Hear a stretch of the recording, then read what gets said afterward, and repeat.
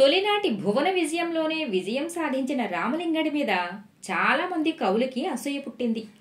అల్లసాని పెద్దనగారు, ముక్కు తిమ్మనగారు తప్ప దాదాపుగా ఆస్థాన కవులందరూ రామలింగడి విజయాన్ని హర్షించలేకపోయారు. రాయలవారి సమక్షంలో చప్పట్లు కొట్టారన్న మాటే కాని ఆ తర్వాత ఎవ్వరికీ మనశ్శాంతి లేదు. తొలినాడే రాయలవారి ప్రశంసలను అందుకున్న రామలింగడు మరిన్ని విజయాలు వరుసగా సాధిస్తే తమ పరిస్థితి ఏమిటి?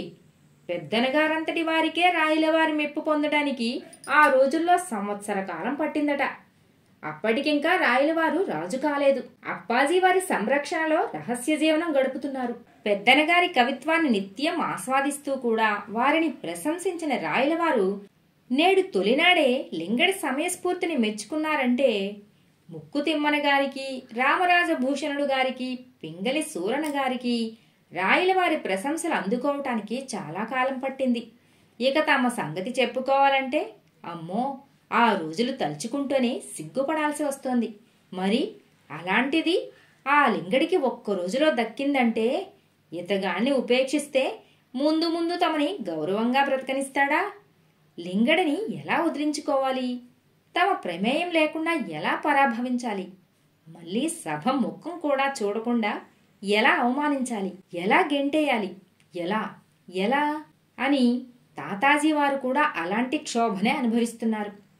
రాయలవారి ఆస్థాన కవుల్లో పెద్దనగారు, సూరనగారు తప్ప మిగతా వారందరూ ముందుగా తమ ప్రాపకం సంపాదించాకే తమ సిఫారసుతోటే ఆస్థానంలో అడుగుపెట్టారు. ఈ లింగడు ఒక్కడే తమ అనుమతి లేకుండా తమ ప్రాపకం సంపాదించకుండా ఆస్థానంలో అడుగుపెట్టాడు.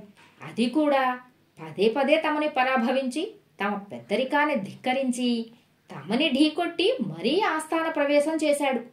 తమని పూచిక పుల్లలాగా తీసి పారేస్తూ తొలిసారే రాయలవారి మెప్పును పొందాడు. తమ పదవికి విలువ లేకుండా చేసేశాడు. ఇలాంటి వాణ్ణి, ఈ లింగణ్ణి ఏం చెయ్యాలి? ఏం చేస్తే తమ కడుపు మంట చల్లారుతుంది? ఇలాంటి వాణ్ణి రోజూ భువన విజయంలో చూస్తూ భరించగలరా? లింగణ్ణి ఏదో విధంగా అవమానించి చిన్నబుచ్చి తరిమేయాలి. అప్పటికి గాని ఈ ఆక్రోశం చల్లారదు. ఇలా ఎవరికి వారు లోపలే ఉడికిపోతుండగా రామలింగుడు సభలో ప్రవేశించి ఎవరితోటి సంబంధం లేదు అన్నట్లు ముభావంగా తన స్థానంలో ఆసీనుడయ్యాడు. సభలోని నిశ్శబ్దాన్ని భగ్నం చేస్తూ పింగళ సూరణ గారు ఓ పొడిదగ్గు తగ్గి తాతాచార్యుల వారిని పరిహసిస్తూ, ఏమిటి ఈవేళ తమ గొంతు మోగబోయింది? బెల్లం కొట్టిన రాయిలా మాటామంతి లేకుండా పడున్నారు. తమ ప్రభావానికి చిల్లు పడిందా ఏం అన్నారు. తాతాజీ వారు రామలింగుడి వైపు కొరకొరా చూస్తూ, తట్టెడు బెల్లం వదిలించుకున్నా మీకేం తెలుస్తుంది మా ప్రాభవం గురించి? జులాయిలను పిలిచి నెత్తిన పెట్టుకోవాల్సిన అవసరం మాకు లేదు. వీధుల్లో గాలి తిరుగుళ్ళు తిరిగే కవిగాళ్ల వలన మా ప్రాభవానికి వచ్చే నష్టం ఏమీ లేదు అన్నారు. ఒకప్పుడు తెనాలిలో రామలింగడి ప్రవర్తనని ఇప్పుడు ఎత్తిపొడుస్తూ భట్టుమూర్తి ఓరగా రామలింగడి వైపు చూస్తూ, ఎవరో ఆ జులాయి కవిగాడు అని కొంటిగా ప్రశ్నించాడు. ధోర్జటి గారు కల్పించుకొని, ఎవరైతేనేం కవే గదా అన్నారు.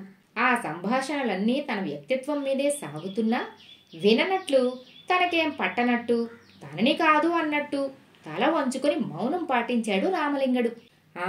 కవే, ఈ ఊలు నేర్చినవాడు కూడా కవేనా అంటూ హేళన చేశారు తాతాజీ. అప్పటికీ కూడా రామలింగడు తన మౌనం వీడలేదు. అతడి పరిస్థితిని చూసి తిమ్మనగారికి జాలేసి, ఇలా ఒక్కడిని చేసి చుట్టుముట్టి కాకుల్లా పొడవటం కవికుల సాంప్రదాయం కాదు అన్నారు. ఏమిటి కాకులా? కాకులంటారా మమ్మల్ని? అరిచాడు భట్టుమూర్తి ఆవేశంగా.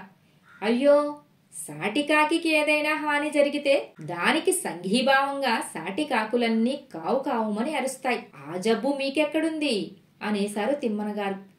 ఇంతలో అప్పలాచార్యులు కల్పించుకుంటూ, అయితే నేను మా గురువుగారు కాకులమన్నమాట అనేశాడు. ఆ మాటకి అందరూ గొల్లున నవ్వారు. అంతలో రాయలవారి రాకని సూచిస్తూ కొమ్ము బూరాలు వినిపించాయి. దాంతో సమస్య తాత్కాలికంగా ఆగింది. రాయలవారు సభాప్రవేశం చేస్తూనే అక్కడి వాతావరణంలో ఏదో తేడా ఉన్నట్లు గ్రహించారు.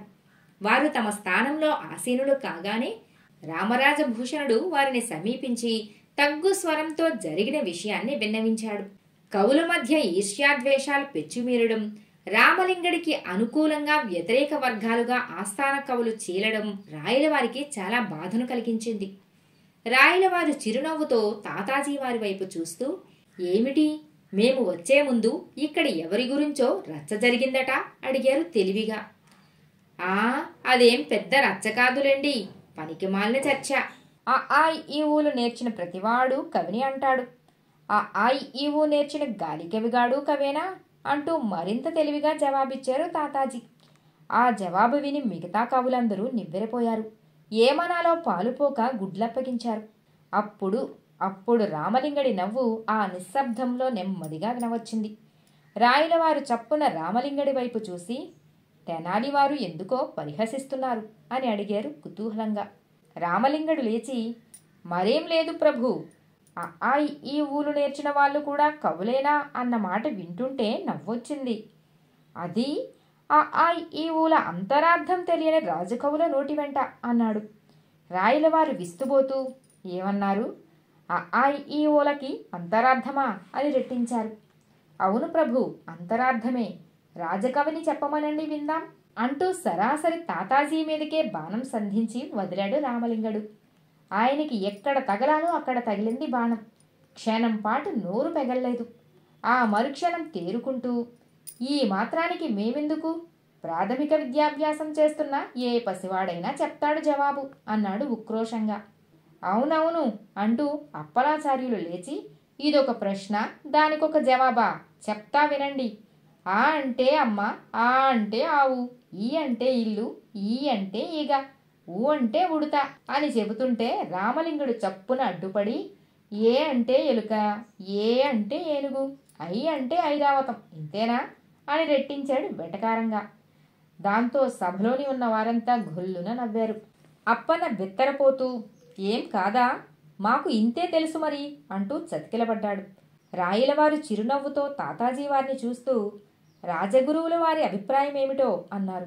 తాతాజీ వారు మొహం మార్చుకుంటూ, ఇట్లాంటి తిక్క ప్రశ్నలకి జవాబులు చెప్పి మా స్థాయిని దిగజార్చుకోవలసిన కర్మ మాకేం పట్టలేదు.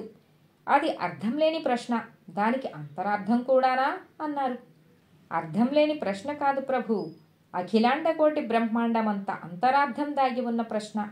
ఈ సృష్టి సమస్తం ఓంకారంలోంచి ఉద్భవించింది. అకార ఉకార మకారముల ఏకత్వమే ఓం. ఇదే శబ్దబ్రహ్మ. శూన్యంలోంచి తొలిదొలత ఉద్భవించింది ఈ నాదబ్రహ్మము. ఆ ఊ మా అన్న అక్షర సంకేతమే ఓం. అంటే సృష్టి ఆరంభానికి ఆద్యం. ఓంకారానికి మూలం ఆ ఊ మా. ఇవి అర్థం లేని అంతరార్థం లేని అక్షరాలా? అంతరార్థాలు తెలియని వాళ్ళు అర్థం పర్థం లేకుండా నోటికొచ్చినట్లు మాట్లాడినంత మాత్రాన ఆ ఈ ఊల ప్రభావం తగ్గిపోతుందా? ఆ ఈ ఊలు ఇవే కదా తొలి అక్షరాలు, ఆరంభానికి ఇవే కదా అక్షర సంకేతాలు. ఈ మాత్రం కూడా తెలియని వాళ్ళకి అందరూ గాలి కవుల్లానే కనిపిస్తారు ప్రభు అని చెప్పాడు రామలింగడు. పెద్దనగారు ప్రశంసిస్తూ, భేష్, శభాష్ రామలింగ అన్నారు. తాతాజీ వారి మొహం జేవురించింది. ఓటమిని అంగీకరించడం ఇష్టం లేక, అమ్మవారి అనుగ్రహం తప్ప సొంత తెలివి లేని వాళ్ళ గురించి ఏం మాట్లాడతాం అనేశారు. మరే ఇది ఆ అమ్మదయే. ఇక్కడున్న మరెవరికీ తాను అమ్మ కానట్లు ఇతనొక్కడినే అనుగ్రహించడమేమిటి అన్నాడు జనాంతికంగా. చాలా తప్పు మాట్లాడుతున్నారు అప్పలాచార్యుల వారు. అమ్మ అందరికీ అమ్మే. అక్షర సరస్వతి, జ్ఞాన సరస్వతి, నాద సరస్వతి, వేద సరస్వతి. సృష్టి స్థితి లయ సమస్తం ఆవిడే. అకార మకార ఉకారము ఓంకారము ఆవిడే. ఆ అమ్మ నుంచే ఈ సృష్టి సమస్తం ఉద్భవించింది. తరతమ భేదాలు చూడకుండా తమ బిడ్డలందరినీ సమదృష్టితో చూసే జగన్మాత ఆ అమ్మ. అమ్మలగన్న అమ్మ చాలా పెద్దమ్మ ఆ అమ్మ. ఇందరికీ అమ్మ ఈసుని భార్య మా అమ్మ ఉమ. ఇది సత్యం, సత్యం, పునఃసత్యం అని పలికాడు రామలింగడు భావావేశంతో. అంతే. కవుల కరతాళ ధ్వనులతో సభామందిరం దద్దరిల్లింది. తాతాజీ వారు కూడా అప్రయత్నంగా అసంకల్పితంగా చేతులు తాటించి చప్పట్లు కొట్టారు. శభాష్ రామలింగ, ఆ ఈ ఊలతోనే అద్భుతమైన కవన చాతుర్యం ప్రదర్శించి విమర్శకుల నోళ్లు మోయించారు. శభాష్ అని ప్రశంసించారు రాయలవారు ఉత్సాహంగా. అప్పన్న చివాలన తాతాజీ వైపు తల తిప్పి, అది తెలివి, అలా ఉండాలి కవి అంటే. నేను మీ కొలువులో చేరినప్పటినుంచి చూస్తున్నా. ఏళ్లకి ఏళ్ళు గడిచిపోతున్నాయి. ఒక్కసారైనా చప్పట్లు కొట్టించుకున్నారా అని గొనిగాడు. తాతాజీ వారు గుడ్లురుముతూ, చాలే, చప్పట్లు కొట్టించుకుంటే సరిపోతుందా, ముందున్నది ముసళ్ళ పండగ అన్నారు అక్కసుగా. కథ సమాప్తం.